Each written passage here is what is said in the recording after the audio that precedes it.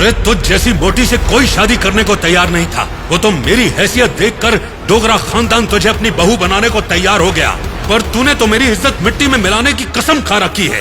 120 kilo की अनिका को यूं तो अपने मोटापे की वजह से ताने सुनने की आदत सी हो गई थी, पर आज उसके साथ जो कुछ हो रहा था उसकी कल्पना उसने सपने में भी नहीं की थी। कल रात उसकी शादी कुणाल डोगरा से हुई थी, जो शहर के रईस डोगरा परिवार का बेटा है।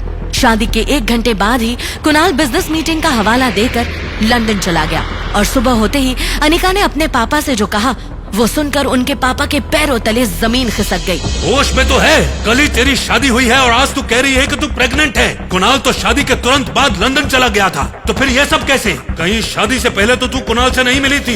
नहीं पापा, कुणाल से तो मैं कल पहली बार मिली थी और उसने तो मुझे नजर भर के देखा तक नहीं, छूना तो दूर की बात है। बेशरम, तो फिर कहाँ मुंह काला करके आई है? अरे तेरे इस मोटापे के कारण कम जलालत नहीं झेली है मैंने, और अब ये नई मुसीबत। अगर कुणाल और उसके परिवार को पता चल गया तो क्या जवाब देंगे?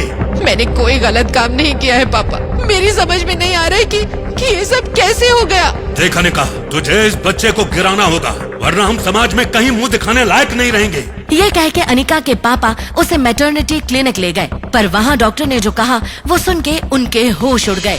देखिए सर, अनिका 4 महीने की प्रेग्नेंट है, इसीलिए अब अबॉर्शन पॉसिबल नहीं। I am sorry. ये सुन के अनिका के पापा फिर अनिका पर बरस पड़े। 4 महीने से ये सब गंदगी चल रही है और तू हमें अब बता रही है? सच सच बता, किसका पाप है ये? इतनी मुश्किल से वो लोग हमें उस दलदल से बाहर लाए हैं, अब तेरी वजह से दोबारा उस दलदल में नहीं फंसना चाहता मैं। ये सुन अनिका फूट फूट कर रोने लगी। मेरा यकीन कीजिए पापा, पिछले 4 महीनों में मैंने घर के बाहर कदम तक नहीं रखा। तभी अनिका के पापा के फोन पर कुणाल के दादाजी का फोन आया। बेटा, मैं अनिका की प्रेगनेंसी के बारे में जानता हूँ, तुम चिंता मत करो। उसके बच्चे को कुणाल का नाम दिलवाने की जिम्मेदारी मेरी। मैं किसी भी हाल में कुणाल और अनिका का डिवोर्स नहीं होने दूंगा। कुणाल के दादाजी ने अनिका के पापा से कहा कि उसकी डिलीवरी होने तक वो अनिका को अपने घर में ही रखे, ताकि ये खबर सबसे छुपी रह सके। और रही बात कुणाल की, तो वो अगले 5 महीनों तक दिल्ली में ही रहने वाला था, तो ये खबर उससे भी छुपी ही रहेगी। अनिका के पापा ने ठीक वैसा ही किया जैसे कुणाल के दादाजी ने कहा था, पर अनिका के पापा गौतम को समझ नहीं आ रहा था कि आखिर कुणाल के दादाजी को इस प्रेगनेंसी के बारे में कैसे पता, और भला वो इस नाजायज बच्चे को कुणाल का नाम क्यों दिलवाना चाहते हैं। अगले दिन अनिका के पापा ने घर में लगे सारे सीसीटीवी कैमरे की पिछली 5 महीने की फुटेज खंगाली और सच्चाई जानकर वो हैरान रह गए। इसका मतलब अनिका सच कह रही है, पिछले 5 महीनों में सच में कोई लड़का घर नहीं आया और ना ही वो घर के बाहर निकली। अनिका की प्रेगनेंसी अब उसके पापा के लिए एक गहरा राज बनती जा रही थी। अनिका अपनी प्रेगनेंसी में लगभग सब कुछ भूल चुकी थी, ना वो किसी से मिलती ना कोई उससे मिलता, सिर्फ वो अपने अंदर पनप रही उस नन्ही सी जान से बात करती रहती। ऐसे में एक दिन अनिका पाइप से अपने घर के बाहर के गार्डन में पानी छिड़क रही थी, तभी अचानक उसने अपने पैरों के नीचे कुछ हलचल महसूस की। वो कुछ समझ पाती उसके पहले उसके घर के मेन गेट से एक स्पोर्ट्स बाइक अंदर आई। अनिका ने जैसे इस लड़के को देखा, उसकी धड़कन मानो डर और टेंशन से तेज हो गई। ये लड़का और कोई नहीं बल्कि अनिका का पति कुणाल डोगरा था। तुम तो 5 महीने बाद आने वाले थे ना? कुणाल को अपने सामने देखकर डर के मारे अनिका की धड़कन तेज हो गई थी और उसका गला सूखने लगा। कुणाल ने नफरत भरी नजरों से अनिका को देखा और बोला, बेशर्मी की हद है, यहाँ तो उल्टा चोर ही पुलिस से सवाल कर रहा है। अनिका को देखकर कुणाल ने अपने होठों को दबाया और एक गहरी सांस लेकर जोर से जमीन पर थूक दिया। ये देखते ही अनिका की कमजोरी मानो अचानक से वापस आ गई हो। वो ठीक से अपने पैरों पर खड़ी नहीं रह पा रही थी, मानो जैसे उसे खुद का शरीर बोझ लग रहा हो। तभी मेन गेट से गौतम की कार अंदर आकर रुकी। गौतम कार से उतरकर तेज कदमों से कुणाल के पास आया। अरे कुणाल बेटा, आज अचानक से फोन किया कि तुम आ रहे हो? तुम्हारी कॉलेज में छुट्टियां हो गई हैं क्या? पूरे 4 महीने बाद आया हूँ, ऐसा बोलकर अपने दामाद को वेलकम करोगे आप? वैसे काफी कुछ बदल गया है यहाँ पे।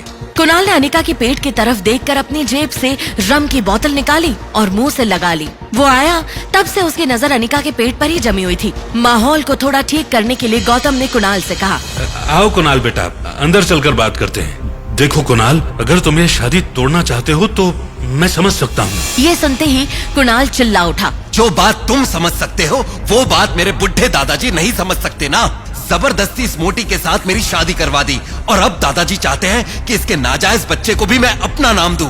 एक तो इस मोटी को मेरे गले बांधकर पता नहीं किस बात का बदला ले रहा है मुझसे। एक तो इसे देखता हूँ तो ऐसा लगता है जैसे मुझे किसी ऐसे गुनाह की सजा दी जा रही है जो मैंने किया ही ना हो। शादी के मंडप से तुरंत इसलिए भागा था मैं, ताकि मुझे इसके साथ एक पल भी ना रहना पड़े। बोलते बोलते कुणाल की सांसें फूलने लगी, जैसे कि वो महीनों से अपने अंदर भरी हुई भड़ास निकाल रहा हो। कुणाल का आक्रोश अपनी चरम सीमा पर था। अब भी कोई कसर बाकी रह गई हो वैसे उसने अनिका की तरफ इशारा करते हुए आगे कहा, देखो इस बेशरम लड़की को, शादी के फेरे लेते वक्त पेट में किसी और का बच्चा लिए घूम रही थी और इतना होने के बाद भी आज मेरे सामने ऐसे बेशर्मों की तरह खड़ी है। क्या लगा तुझे कि मैं तेरे इस बच्चे को मेरा नाम दे दूंगा?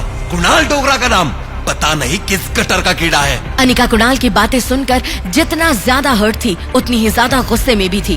वो भले ही अपने मोटापे की वजह से ऐसी सब बातें सुनने की आदी थी, मगर अभी उसे इस बात का कुणाल से ज्यादा खुद पर घिन आ रही थी कि कोई उसके होने वाले बच्चे को गाली दे रहा था और वो मजबूर खड़ी सुन क्यों रही थी।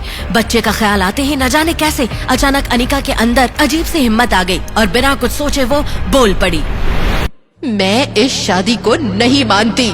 ये सुनकर गौतम और कुणाल दोनों शॉक्ड थे। कुणाल सोच रहा था कि कल की आई फिद्दी सी लड़की में इतनी हिम्मत कहाँ से आ गई कि वो मेरे यानी कुणाल डोगरा के सामने ऐसे बोले। लेकिन इसके पहले कि वो कुछ रिएक्ट कर पाता, गौतम ने बात को संभालते हुए कुणाल से कहा, इस वक्त अनिका की तबीयत ठीक नहीं है, इसलिए तुम उसकी बातों पर ध्यान मत दो। और रहा सवाल बच्चे का, तो उसके पैदा होते ही उसे अनिका से हमेशा के लिए अलग कर दिया जाएगा, मेरा यकीन करो।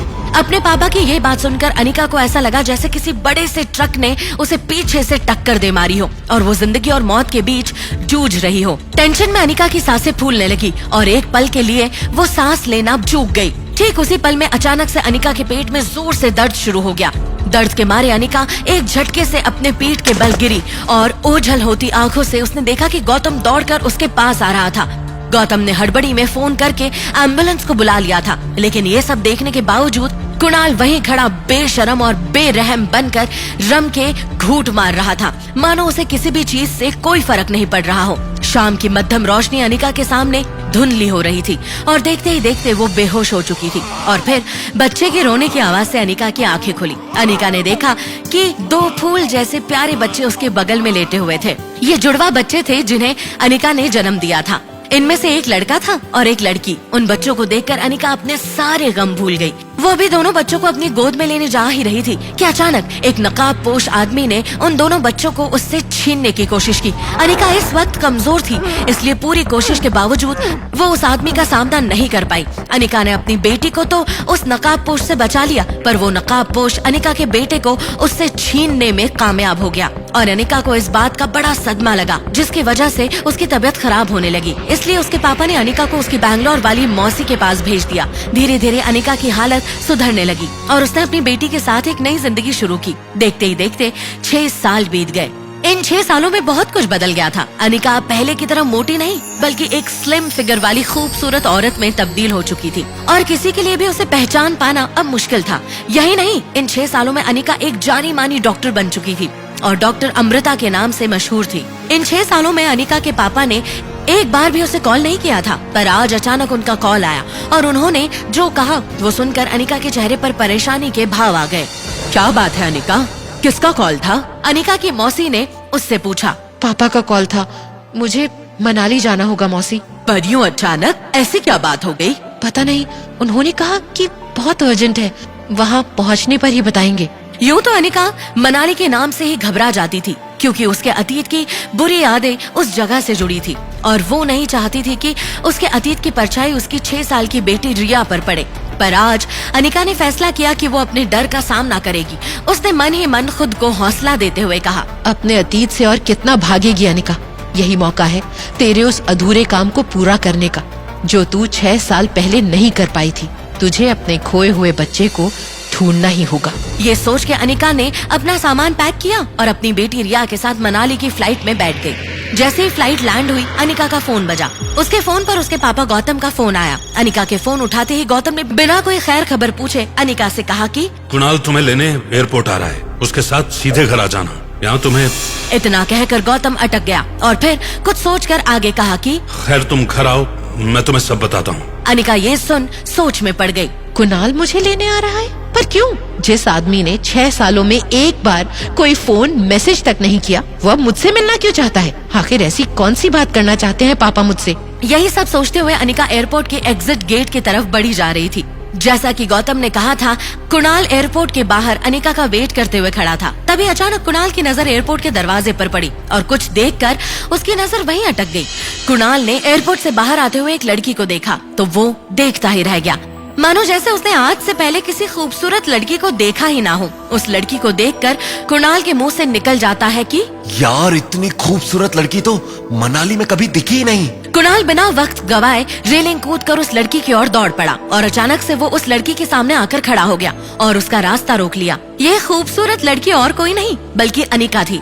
कुणाल इस बात से बिल्कुल अनजान था। अनिका के बदले हुए रूप के कारण वो उसे पहचान नहीं पाया था। अचानक कुणाल को अपने सामने देखकर अनिका हैरान थी और उसे एक ही पल में वो सब कुछ याद आ गया था जो वो हमेशा से भूलना चाहती थी। अनिका एक पल के लिए सहम गई और उसको लगा कि कहीं पहले की तरह कुणाल फिर से उसकी इंसल्ट ना कर दे, और इसलिए अनिका सीधा कुणाल को थप्पड़ जड़ देना चाहती थी। मगर वो अपनी बेटी रिया के सामने कोई तमाशा नहीं करना चाहती थी। और तभी अचानक कुणाल बोल पड़ा, हेलो मिस गॉर्जियस, आप मनाली में पहली बार आई लगती हैं, क्योंकि अगर पहले आई होती तो ये तो पॉसिबल नहीं है। आप अब तक मेरी नजरों से अननोटिस रहती। अनिका कुणाल की बात को अवॉइड करते हुए वहाँ से साइड होकर टैक्सी को आवाज देने लगी। Taxi, taxi. अनिका नहीं चाहती थी कि कुणाल उसे पहचाने, लेकिन कुणाल भी हार मानने वालों में से थोड़ी था। कुणाल ने उसकी तरफ भागकर फिर से उसका रास्ता रोक दिया। अरे अरे, टैक्सी की क्या जरूरत है? मैं अपनी गाड़ी में आपको जहाँ चाहे छोड़ देता हूँ ना। और एक मिनट, ये नन्ही गुड़िया कौन है? ये कहते हुए उसने रिया की तरफ इशारा किया और उसके गाल पर हाथ फहराया। ओह, समझ गया, ये आपकी छोटी बहन है ना? ये सुनकर रिया जोर जोर से हंस पड़ी। तभी एक टैक्सी अनिका के पास आकर रुक गई। अनिका ने जल्दी जल्दी में रिया को टैक्सी में बिठाया और खुद जब टैक्सी में बैठने जा रही थी तब कुणाल ने थोड़ा मायूस होते हुए कहा, वैसे आपको मनाली में किसी भी चीज की जरूरत हो तो सिर्फ एक ही नाम याद रखिएगा, कुणाल डोगरा। किसी से भी मेरा नाम पूछिएगा, मेरे घर तक छोड़ जाएगा आपको। टैक्सी वहाँ से निकलने ही वाली थी कि तभी कुणाल ने टैक्सी रोकी और विंडो के पास झुककर बड़े ही फ्लर्टियस अंदाज में कहा, अरे मिस, अपना नाम तो बताती जाओ। पर अनिका बिना कुछ कहे ही वहाँ से निकल गई। इधर कुणाल अब भी एयरपोर्ट में अनिका का इंतजार कर रहा था और वहाँ अनिका अपने पापा के घर पहुँच चुकी थी। अनिका को देखते ही उसके पापा ने पूछा, अरे तुम आ गई, कुणाल कहाँ है?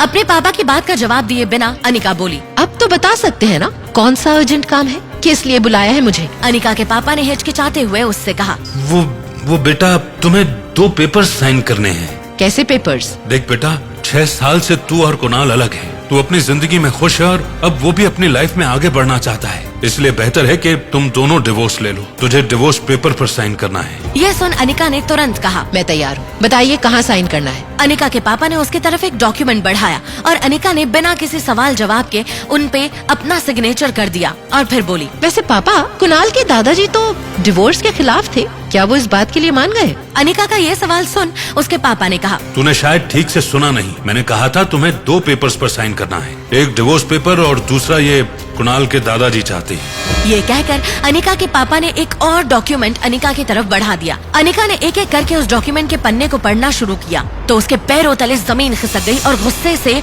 उबलती हुई अपने पापा से बोली, छी, आप एक बाप होकर अपनी बेटी से इन पेपर्स पर साइन करने के लिए कह रहे हैं? कुणाल के दादाजी ने ये घटिया शर्त रखी और आप मान गए? अब समझ में आ रहा है कि आखिर कुणाल के दादाजी को मेरी प्रेगनेंसी के बारे में कैसे पता था और वो मेरे बच्चे को कुणाल का नाम क्यों दिलवाना चाहते थे। आखिर क्या शर्त रखी थी कुणाल के दादाजी ने? ऐसा क्या लिखा था उन पेपर्स में? आखिर कुणाल के दादाजी क्यों अनिका के नाजायज बच्चे को कुणाल का नाम दिलवाना चाहते थे? आखिर क्या है अनिका की प्रेगनेंसी का राज? जानने के लिए डाउनलोड कीजिए पॉकेट FM और सुनिए कहानी एक लड़की को देखा तो।